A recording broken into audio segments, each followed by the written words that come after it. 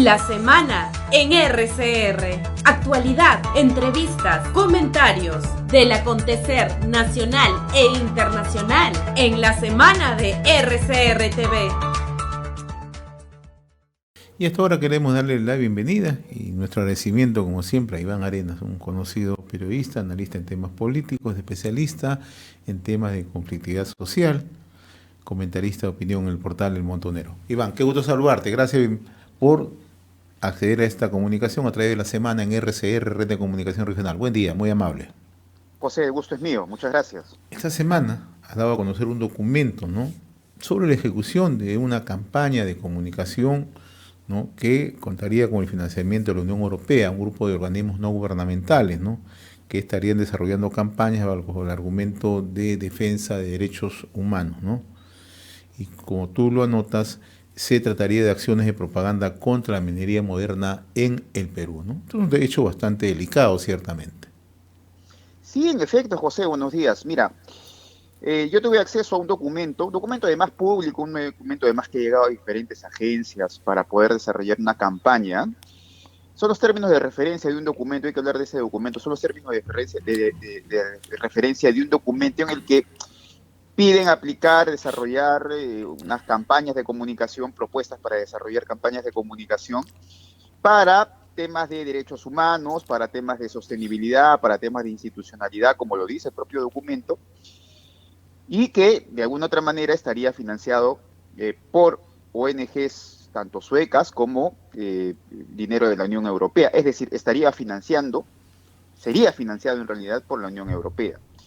Sus socios aquí serían algunas ONGs, vale decirlo, el documento es público, por ejemplo, Cooperación, una ONG que se dedica específicamente a criticar la minería moderna y de alguna otra manera, no quiero decirte atacar, pero sí a criticar y a desarrollar algunos conceptos, como por ejemplo el post-extractivismo contra el actual ordenamiento jurídico de la minería moderna en el Perú. Entonces tuve acceso a eso, lo puse en las redes sociales, y a mí me causa extrañeza, la verdad es que de alguna otra manera cómo la Unión Europea puede financiar estas diferentes campañas de comunicación con sus socios evidentemente locales, en la que de alguna otra manera no se buscaría, es decir, no sería el argumento poner en relieve los derechos humanos, poner en relieve la institucionalidad o la sostenibilidad en los sectores tanto de minería como agroexportación, como dicen los términos de referencia, sino en efecto lo que buscaría en realidad sería criticar, y no criticar de una manera constructiva, sino criticar de una manera destructiva. Los antecedentes de la ONG Cooperación o los antecedentes de otras ONG que están trabajando en esta campaña, de alguna otra manera nos indican que la campaña no será absolutamente en pro de los derechos humanos, sino además será una campaña contra la minería moderna. Y esto es una cosa que no lo digo yo, eso es una cosa que tú lo ves, es una cosa que tú lo sientes, es una cosa que tú lo analizas, es una cosa que se da cuando tú entras a Cooperación o cuando entras a las páginas de estas ONGs, te das cuenta que ellos no tienen, que tienen una crítica especial contra la minería moderna, pero no dicen lo que la minería moderna genera. La minería moderna, por ejemplo, en el corredor minero del sur, en el corredor vial del sur, la minería moderna ha generado no solamente contribución económica, beneficios directos a las comunidades, sino además respeta todos los estándares ambientales y sociales. Yo me pregunto cómo van a poder desarrollar estas campañas en pro de los derechos humanos cuando estos sectores son los que de alguna otra manera respetan todos los estándares sociales, ambientales y laborales, que son parte de los derechos humanos.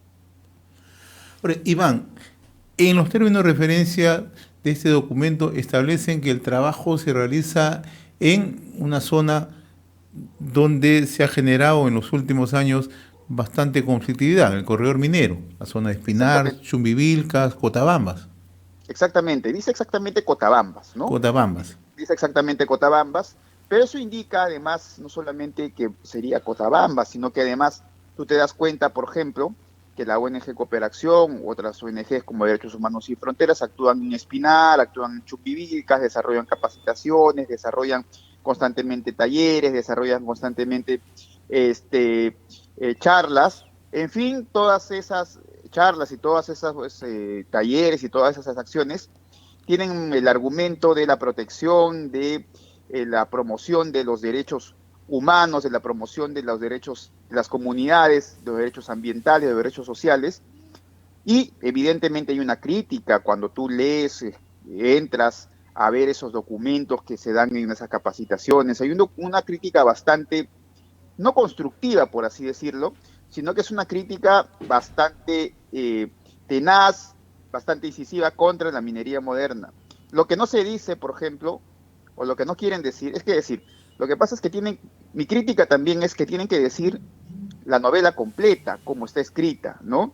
Estos señores dicen, por ejemplo, que las inversiones atentan contra las comunidades, impactan negativamente contra las comunidades, pero tú te das cuenta que las comunidades alrededor de la minería son las comunidades más beneficiadas. Por ejemplo, Fuerabamba se ha beneficiado con cerca de 1.200 millones de soles por contribuciones directas e indirectas de las Bambas. En fin, no voy acá a narrar las contribuciones, pero lo que deberían contar estos señores deberían ser la mirada completa y no solamente una parte de la película. Y no solamente la parte de la película en el que tú pones en relieve algunas cosas que habrían podido pasar o no, como el tema, por ejemplo, de alguna contaminación ambiental o un impacto ambiental o una afectación ambiental.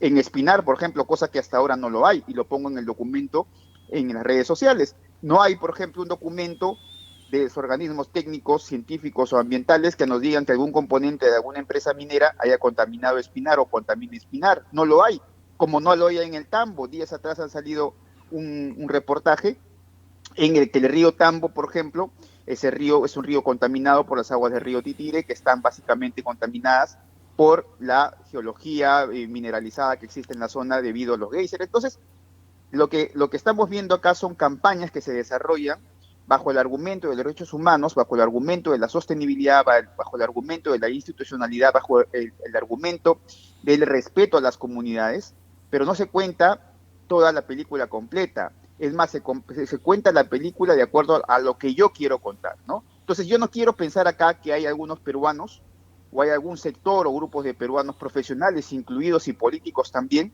No quiero pensar acá que hay evidentemente razones más, por así decirlo, pecuniarias y no razones de alguna otra manera ambientales o sociales valederas para poderse oponer o criticar a la minería moderna. No quiero pensar eso, pero esos términos de referencia de este documento me indican todo lo contrario. Y los desembolsos son onerosos, entiendo. Sí, los desembolsos son onerosos, porque además los desembolsos son de alguna otra manera para campañas, es decir, no solamente las campañas de comunicación, de propaganda, de antipropaganda en realidad, sino son campañas constantes para poder hacer charlas, capacitaciones. Hay que entender una cosa además, y eso es importante decirlo. Las ONGs, el financiamiento que tenían las ONGs de hace 30, 40 años, 50 años ya no los tienen, porque el Perú ha sido incluido dentro de un país de ingresos medios y la cooperación se destina a Asia o al África. En el Perú, las ONGs han tenido que recurrir o a la alianza con el Estado o han tenido que ir a estas zonas, por ejemplo, las zonas que están alrededor de los corredores económicos de la minería, han tenido que ir para que, bajo el argumento de los respetos, de los derechos humanos, de la promoción de la sostenibilidad, de los derechos de los pueblos indígenas, de los pueblos y las comunidades, bajo ese argumento vayan a la cooperación y la cooperación les pueda dar el dinero. Esa es la razón por la que muchas ONGs ya no tienen dinero, es decir, para dedicarse a otras cosas, sino que tienen dinero ahora para la promoción, y entre comillas quiero ponerlo, para la promoción de los derechos humanos, promoción de las comunidades, en fin, lo que estamos viendo. Pero en realidad tú te das cuenta que, por ejemplo, esta ONG Cooperación es una ONG, no quiero decir antiminera, no lo quiero decir así, pero lo que sí quiero decir es que es una ONG que siempre ha mostrado una oposición crítica y no constructiva necesariamente hacia la minería moderna, pero además, no solamente eso, esta ONG siempre ha desarrollado capacitaciones, siempre ha desarrollado charlas justo en los lugares donde de alguna otra manera se generan o hay una incidencia, una alta incidencia de conflictos sociales como el caso de Corredor Vial del Sur, en Fuerabamba, Chulquipirca, Chalhuahuacho, Espinar, siempre han estado actuando estas ONGs, caso de Derechos Humanos Sin Fronteras, caso ONG Cooperación. Lo que digo no sale de mi cabeza, sino lo que digo está escrito, lo que digo está analizado y es público. Entonces, a mí lo que me causa sorpresa, como te decía, es que hayan peruanos que de alguna otra manera, solamente bajo un objetivo pecuniario, puedan hacer críticas a la minería moderna, no una crítica constructiva, como te decía, necesariamente, sino una crítica absolutamente distinta, que es una crítica incisiva, una crítica punitiva, ¿no? Que este sector estaría desarrollando acciones contra los derechos humanos o contra las comunidades cuando las comunidades han sido absolutamente beneficiarias. Uno puede entender Espinar sin la minería moderna de hoy, ni la reducción de la pobreza que se da en los últimos 20 años. Ahora, lo que tú anotas, lo que tú apuntas es que en los términos de referencia se dice una cosa y en la práctica se hace otra, se desvirtúan los términos de referencia. Mira, fíjate, los términos de referencia se siguen exactamente como están, ¿no? O sea, tú vas y hay un curso de capacitación, una campaña de promoción de los derechos, ¿ya? Por ejemplo, hay una campaña que se llama Espinar Ya, una cosa así, por la promoción de los derechos humanos. Pero esa promoción de los derechos humanos automáticamente te lleva a otra dinámica, que es la dinámica de la confrontación, que es la dinámica de la oposición y la crítica a la minería. O sea, allá entiendes los derechos humanos como crítica directa a la minería, ¿no? Que los sectores extractivos son los que atentan contra los derechos humanos. ¿A través de qué? A través de impactos negativos, a través de contaminación ambiental, a través de contaminación de las aguas, a través de la contaminación por polvo, a través de las carreteras, en fin. Esas son las críticas que se hacen. Es decir, los derechos humanos no son derechos humanos proactivos, es decir, vamos a construir institucionalidad a través de la mejor participación de las comunidades en las tomas de decisiones, mayores capacitaciones para que ellos sepan de gestión pública y administrar los recursos públicos. Los derechos humanos y la capacitación y empoderamiento de los derechos humanos no van por ese sentido. Los derechos humanos, la promoción, entre comillas, de derechos humanos van en el sentido absolutamente de la crítica hacia la minería, como si la minería moderna fuese en realidad no solamente un sector que no beneficia, sino además un sector que perjudica, cuando nosotros hemos visto que ningún documento, ni siquiera de estas ONGs que desarrollan estos derechos humanos, ninguna de estas ONGs que desarrollan estas acciones, ninguna se atreven a decir que algún componente de la minería o algún componente de alguna empresa minera ha contaminado los ríos o ha contaminado las aguas, por ejemplo en Espinar o en Chumbivilcas o en Chalhuahuacho. No se atreven a decir porque no existen ni expedientes técnicos, ni estudios técnicos, ni estudios científicos. Es más, existen estudios científicos en el que niegan absolutamente todo lo contrario. Pero ¿qué pasa? Que esos estudios no se niegan. Eso es harina de otro costal.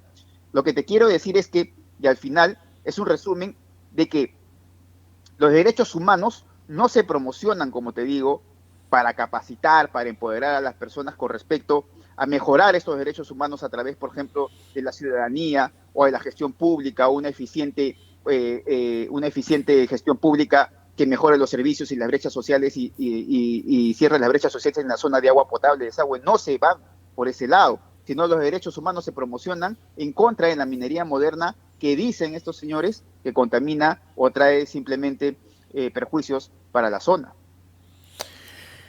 Bien, entonces interesante el seguimiento que tú has desarrollado respecto a ese documento, ¿no? Que, por lo que tú explicas, es un documento público, son términos de referencia, pero el tema central es cómo, desde este trabajo que se desarrolla, en el fondo sirve para una acción de propaganda contra la minería. Exactamente, José. Y no solamente eso. Entiendo que hay un informe que ha salido, por ejemplo, de las evaluaciones. No lo tengo ese informe, es decir, todavía no lo he terminado de analizar, me han pasado una parte del informe, pero también se los voy a comunicar en su debido momento, espero conversarlo contigo también. Es un informe de cómo algunas ONGs internacionales financian campañas, no te voy a decir de desprestigio, no te voy a decir en contra, sino financian campañas a favor y por la promoción de los derechos humanos. Ha salido recientemente, ¿ya? Eso también voy a analizarlo y voy a ponerlo porque eso también es un documento público. Entonces todos queremos saber quién es esa ONG o esas ONGs que tienen intereses en el Perú. Y tienen intereses no nada santos, porque muchas de estas ONGs son de alguna u otra manera patrocinadas, apoyadas o financiadas por filántropos que se dedican justamente a temas de la minería, ¿no? Entonces, o sea, uno piensa en realidad que todas estas cosas dices, no existe una teoría de conspiración, en el Perú no existe esto, pero parte de los conflictos sociales también se puede explicar ahora por esto, no solamente porque existen, por ejemplo, abogados, no solamente porque no existe, digamos, una falta de ordenamiento, falta de orden, falta de gobernabilidad, Estado de Derecho, no solamente por eso, sino también los conflictos sociales alrededor de la minería se pueden explicar porque existen intereses múltiples, no solamente intereses de ONGs o de gente ideologizada o de gente que de alguna otra manera promueve lo que se llama el post-extractivismo, sino además que son apoyadas por otras ONGs internacionales que tienen intereses no nada santos con respecto al sector. A veces uno decía a uno cuando, inclusive a mí me ha pasado, cuando uno analizaba y decía, ¿cómo podría ser esto posible? Tú puedes entender, por ejemplo, que haya ONGs que de alguna otra manera, sí, pues, ¿no? Sean apoyados o sean liderados por funcionarios que son antimineros, por así decirlo, opositores a la minería o voceros de post-extractivismo. Pero luego tú no podías entender cómo existen ONGs internacionales, pero en realidad sí existen ONGs internacionales y ONGs internacionales dirigidos, patrocinados o financiados por gente nada santa, ¿no? Entonces, aquí lo que existe en realidad es que la minería en el Perú no solamente está sujeta, como te decía, a estos problemas propiamente locales, la falta de orden, la falta del Estado de Derecho, la falta de la presencia del Estado, no solamente eso, no solamente a asesores y abogados que de alguna otra manera ven a la minería como una caja para poder extorsionar y chantajear. No solamente existe eso, sino además existe esta otra cara de los conflictos, que es la cara no tan amable, la cara internacional. Y es un software, fíjate, es un software porque no solamente utilizas, digamos, es un software que se viene desde muchos años atrás. Acuérdate tú en Tambo Grande, lo que sucedió en Tambo Grande, una ONG, una red de noticias, una agencia, las organizaciones sociales de izquierda, y todo eso se tiraron abajo, lo que podría ser un proyecto sostenible, y ahora Tambo Grande se ha convertido en tierra de nadie, pero sobre todo se ha convertido en la tierra de la minería ilegal y artesanal. Entonces, eso es un software, que ese software se viene repitiendo hasta ahora todavía. Cuando yo veo esos términos de referencia y te das cuenta que hay campañas, que hay ONGs incluidas, que hay agencias de noticias incluidas, que hay dirigentes de izquierda y funcionarios que no necesariamente, y políticos que no necesariamente son amigos de la minería moderna, ni son críticos constructivos, por así decirlo, de la minería moderna, entonces te das cuenta que en realidad este software continúa, y este software es una de las tantas características que puede tener un conflicto social. Y también te demuestran la manera sistemática cómo actúan, ya no en el plano interno, sino también desde el plano externo. Exactamente. Cuando uno, a veces uno cree, en realidad, y esto es una cosa, fíjate, importante poder decirlo, a veces uno cree que los conflictos sociales en realidad sí, evidentemente tienen una cara local, regional, hasta a veces nacional, pero a veces uno decía, es imposible, por ejemplo, o no es tanto posible, obedece más a teorías conspiranoicas que algunas ONGs o algunas empresas internacionales que financian ONGs o filántropos internacionales que financian ONGs puedan también financiar conflictos en el Perú. Y en realidad se da. Cuando tú sigues el hilo de la madeja de quiénes son los financistas de estas ONGs, te das cuenta que hay intereses económicos, que en realidad son intereses geopolíticos, intereses económicos, intereses geopolíticos de otros países en el Perú, que lo que quieren es que el Perú no se desarrolle, o en realidad que el Perú exista conflictos sociales para que no se desarrolle muy bien la minería moderna que podría competir con otros países. En fin, entonces te das cuenta que no solamente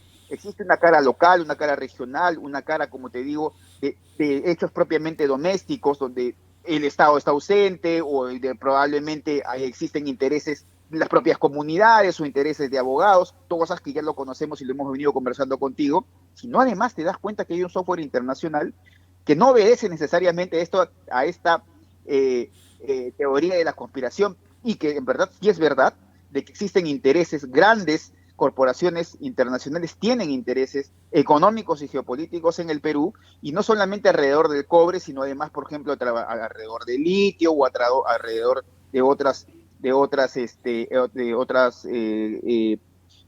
herramientas o de otros recursos de nuestra economía extractiva. En el caso, por ejemplo, de hidrocarburos también, ¿no? Se conoce que hay un sector que orienta el trabajo al sector de hidrocarburos, ¿no? También. Así es. Por ejemplo, se sabe muy poco que hay un cártel internacional en el mejor sentido de la palabra, no cártel internacional en el peor sentido, sino cártel internacional que financian ONGs para detener, financian ONGs sobre todo en la Amazonía, para detener, para complicar, para armar, para diseñar, para desarrollar conflictos sociales. Entonces se sabe muy bien, y se sabe muy bien de qué países pueden venir. A mí hace como 2 meses, 3 meses me estaban contando esto, y yo la verdad me quedé absorto y sorprendido porque no tenía, tenía en mi radar de que probablemente existía, pero no tenía de alguna otra manera las herramientas para poder decir sí existen en realidad unas acciones de alguna otra manera de otros países, otras empresas en el Perú, pero sí existen, y básicamente son económicas o geopolíticas, sí existen. En la Amazonía, claro que existen. Hay ONGs europeas, hay ONGs propiamente nacionales también, que son financiadas. Inclusive se habla ya, por ejemplo, de territorios entre el Perú y Ecuador, de un territorio distinto a otros territorios, en fin, y eso ha sido promocionado por ONGs que pertenecen a la Unión Europea o a los Estados Unidos o a Gran Bretaña. Son ONGs que son financiadas por estos cárteles internacionales, también de energía, también de petróleo, que no quieren, o hidrocarburos, que lo que no quieren es que en el Perú se desarrolle. Interesante en realidad el estudio que estás llevando adelante, Iván, y como siempre yo te agradezco por compartir esta comunicación a través de RCR, Red de Comunicación Regional. Vamos a seguir conversando más adelante. Una pregunta final: ¿cómo está la situación en estos momentos en el Corredor Minero del Sur? En el Corredor Minero del Sur todavía continúan los bloqueos y los riesgos de bloqueos. Tuntuma todavía sigue bloqueado, aunque el día de ayer, por ejemplo, se llegó a un acuerdo en el que se iba a dejar pasar. Los 300 policías que existían, que están en la zona, han de alguna otra manera desbloqueado. En realidad la zona, hay tránsito en la zona, se han llegado a diferentes, no acuerdos, pero sí treguas, pueden pasar los camiones, pero no se sabe hasta cuándo primero, y no se sabe qué viene después, porque los cambios en el Ministerio de Energía y Minas probablemente van a cambiar también la ruta, o van a cambiar también los acuerdos, o van a cambiar el timing, el tiempo en el que se solucionan las cosas o se llegan a acuerdos, ¿no? De alguna otra manera, estos nuevos cambios pues sobre todo en el Ministerio de Energía y Minas, de alguna otra manera van a ralentizar, por así decirlo, estos acuerdos. Ojalá que continúe así, es decir, continúen pasando, porque de alguna otra manera no podríamos seguir con más días paralizados, básicamente, por ejemplo, unidad minera Las Bambas, ¿no? O otras unidades mineras. Pero de que existe en este momento el riesgo de que se pueda tomar o que se pueda bloquear, completamente. Es decir, mañana mismo lo pueden hacer, porque no se han llegado a acuerdos, no se han llegado, digamos, hay treguas, pero son treguas de alguna otra manera momentáneas, ¿no? Pueden cerrar mañana más tarde, o pueden cerrar más tarde, o pueden cerrarlo ahora, ¿no? Entonces, en el lugar no existe las condiciones necesarias como para poder decir sí, en realidad no existe, ya se ha llegado a un acuerdo, ¿no? Estamos en el limbo, estamos en veremos, estamos en un riesgo, y eso va a depender de la capacidad, en este caso de los nuevos, por ejemplo, del nuevo ministro de Energía y Minas, para poder solucionar ese problema inmediatamente, o de la oficina de diálogo de la presidencia del Consejo de Ministros, que en este caso tiene Betsy Chávez, ¿no? Iván Arenas, como siempre, muy reconocido por esta comunicación a través de RCR, Red de Comunicación Regional. Abrazos, muchas saludos. Gracias. Saludos. Gracias. Hemos presentado La Semana en RCR TV a través del canal 796 de Cable Más.